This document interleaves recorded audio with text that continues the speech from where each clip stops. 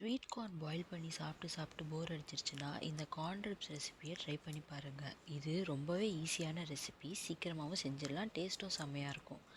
இதில் கொஞ்சம் டிஃபிகல்ட்டான பார்ட்டே இந்த ஸ்வீட் கார்ன்ஸை கட் பண்ணுறது தான். எனக்கு கொஞ்சம் கஷ்டமாக இருந்ததுனால நான் என் ஹஸ்பண்டோட ஹெல்ப் எடுத்துக்கிட்டேன். 2 ஸ்வீட் கார்னை கட் பண்ணிக்கணும். ஒரு 2 ஸ்பூன் மெல்டட் பட்டர் ஆட் பண்ணிக்கணும். Red chilli powder 1/2 spoon, 1 spoon salt, 1 spoon onion powder, 1 spoon garlic powder, 1/2 spoon pepper. Olive oil use பண்ணணும். அன்றைக்கி என்கிட்ட ஆலிவ் ஆயில் இல்லாதனால நான் குக்கிங் ஆயில் தான் யூஸ் பண்ணேன். அப்புறம் சாப்டு கொத்தமல்லி லீவ்ஸும் ஆட் பண்ணிக்கணும். நல்லா மிக்ஸ் பண்ணிவிட்டு அப்புறம் எல்லா கார்ன் ரிப்ஸையும் பேக் பண்ணுற பிளேட்டில் அசம்பிள் பண்ணணும்.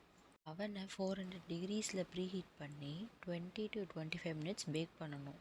இந்த டிஷ்ஷை ஒரு நல்ல அப்பிடைசராக சர்வ் பண்ணலாம். கார்ன்ஸ் நல்லா பேக் ஆக கர்ல் ஆகும். இது ஹீட் ஆகிறதுனால தான் நடக்கும். பேக் ஆன அப்புறம் கொஞ்சம் பட்டரை ப்ரஷ் பண்ணால் நல்ல பட்டரியான கார்ன் ரிப்ஸ் ரெடி.